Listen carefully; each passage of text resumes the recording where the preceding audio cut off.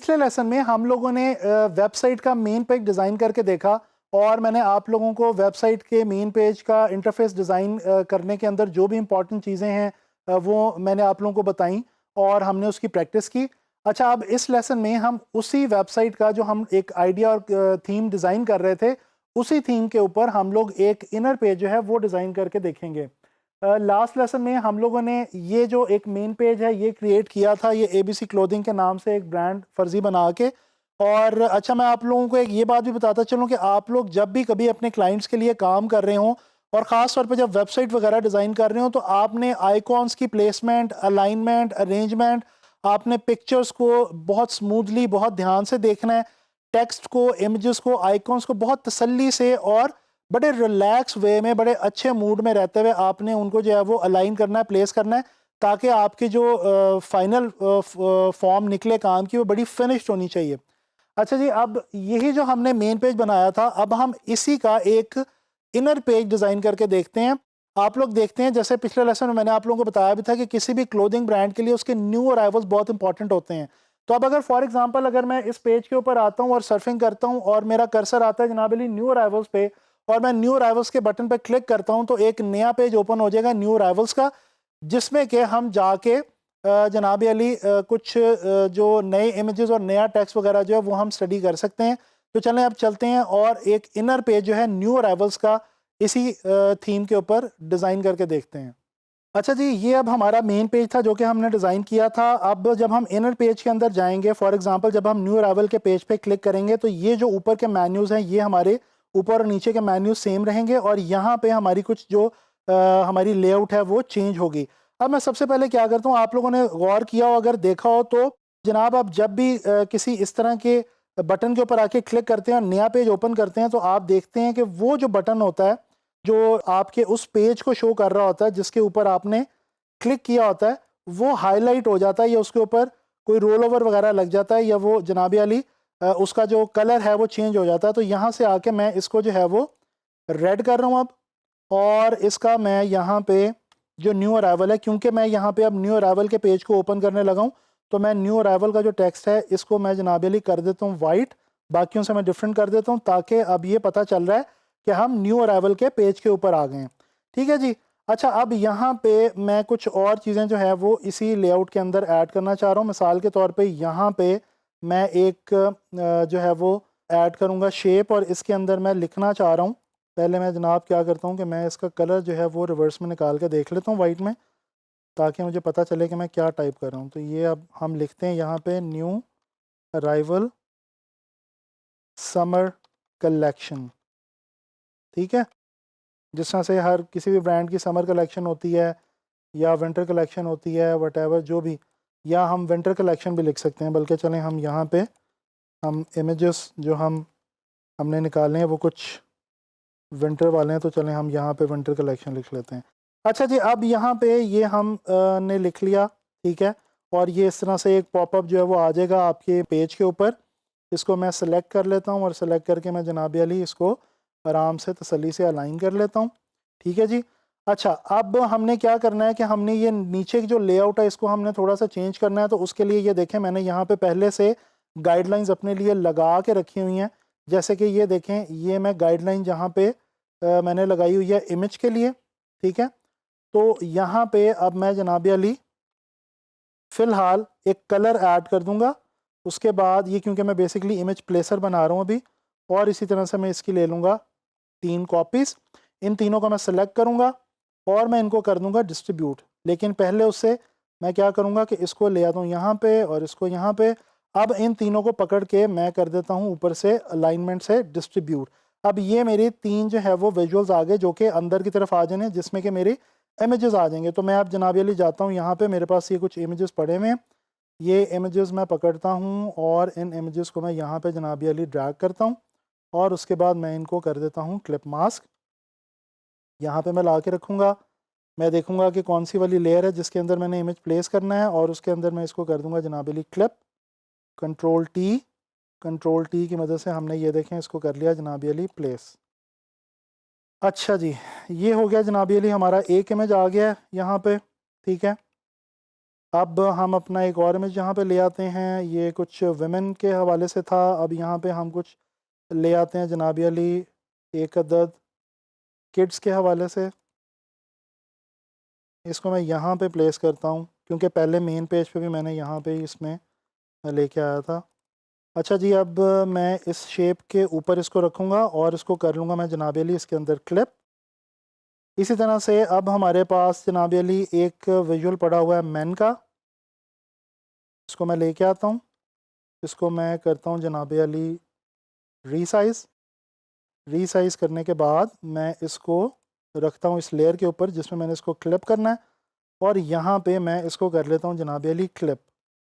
ये देखें clip mask हमारे बहुत काम आया थ्रू आउट, और यूज़र इंटरफेस के अंदर भी क्लिप मास्क हमें बहुत ज़्यादा काम आता है। ठीक है जी।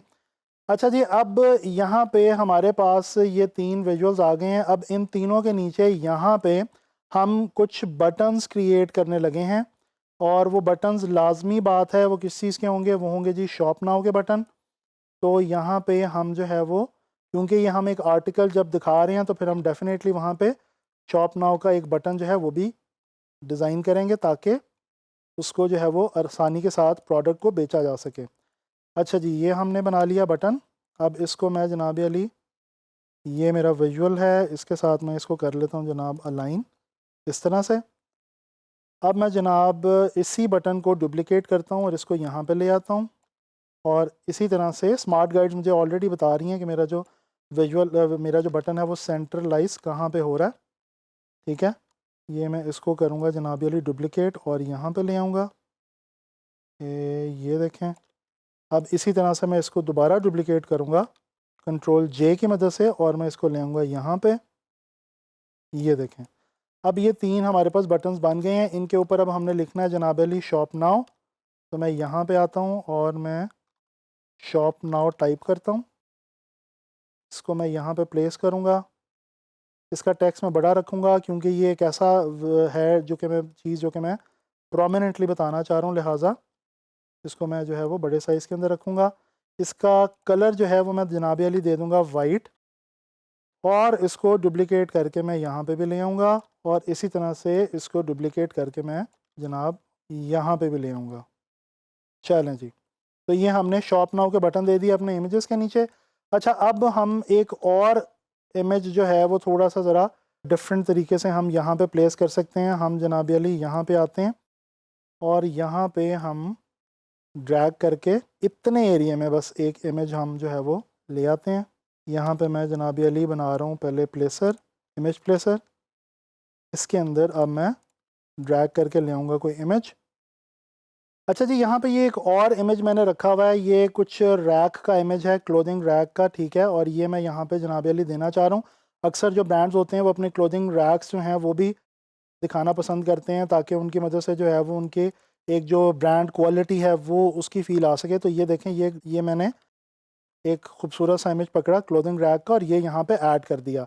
अच्छा जी, अब यहाँ पे रह गया जनाब अली थोड़ा सा टेक्स्ट। तो मैं यहाँ पे टेक्स्ट बॉक्स लेता हूँ और अगेन मैं यहाँ से lepson.com वेबसाइट के थ्रू हम थोड़ा सा टेक्स्ट जो है वो कॉपी कर लेते हैं, डमी टेक्स्ट।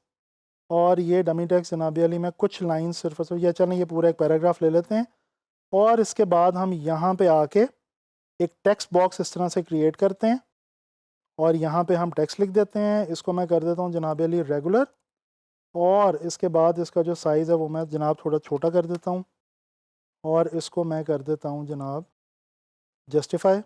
ये देखें, तो ये इस तरह से मैंने जो है वो यहाँ पे टेक्स्ट भी दे दिया है।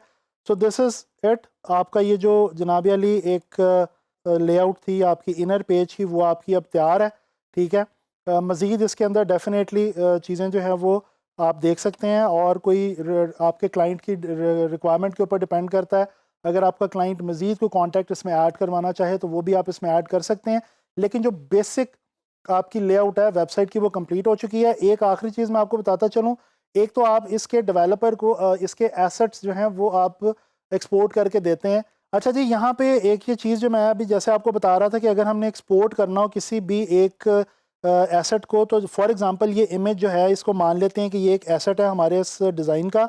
तो इसकी लेयर पे आके राइट क्लिक करेंगे और यहाँ पे आपके पास एक बटन है एक्सपोर्ट एज, इसके ऊपर आप क्लिक करेंगे और यहाँ पे ये देखें आपके पास ऑप्शन है, आप PNG, JPEG, GIF कोई भी जो आप जिसमें भी आपके रिक्वायरमेंट है उसके अंदर आप इसको जो है वो एक्सपोर्ट कर सकते हैं। अब यहाँ पे देखें ये इसकी विड्थ और हाइट भी आ रही है, ये वो विड्थ और हाइट है जो इस वक्त आपके लेआउट के अंदर इसकी लगी हुई है, यानी ये इस वक्त आपके लेआउट में यहाँ पे जो लगा हुआ इमेज ये 199 पिक्सल्स विड्थ और 215 पिक्सल्स हाइट के साथ लगा हुआ है।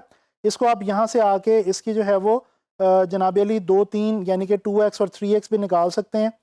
2x और 3x जो ये होता है ये जनाब अली होता है कि अगर आपको बड़े साइज़ में भी वो जो इमेज है वो एक्सपोर्ट करना है तो आप उसको उस इमेज की या उस एसेट की वेरिएशंस भी निकाल सकते हैं। आम तौर पे ये हम आइकॉन्स के साथ करते हैं, इमेजेस के साथ इसकी इतनी ज़रूरत नहीं पड़ती, लेकिन बहरहाल ये मैंने सिर्फ आपकी इन्फॉर्मेशन के लिए आपको बता दिया। तो यहाँ से आप इसको एक्सपोर्ट ऑल करके एज PNG या एज JPEG, जिस तरह से अगर यहाँ से हम PNG की ऑप्शन ले लेते हैं तो इसको एक्सपोर्ट ऑल करके जो है आप जनाब अली इसको टाइटल दे दें कि for example kid pick web inner page new arrival. अब ये मैंने जनाब अली सारी डिटेल लिख दी है कि ये किस पेज के ऊपर वेबसाइट की कहाँ पे पड़ा हुआ है, PNG इमेज है, उसको मैंने एक्सपोर्ट कर दिया। अब इस एक्सपोर्ट करके इस PNG को जो है वो मैं डेवलपर को दे दूंगा और वो डेवलपर इसको जो है वो एम्बेड कर देगा वेबसाइट के अंदर।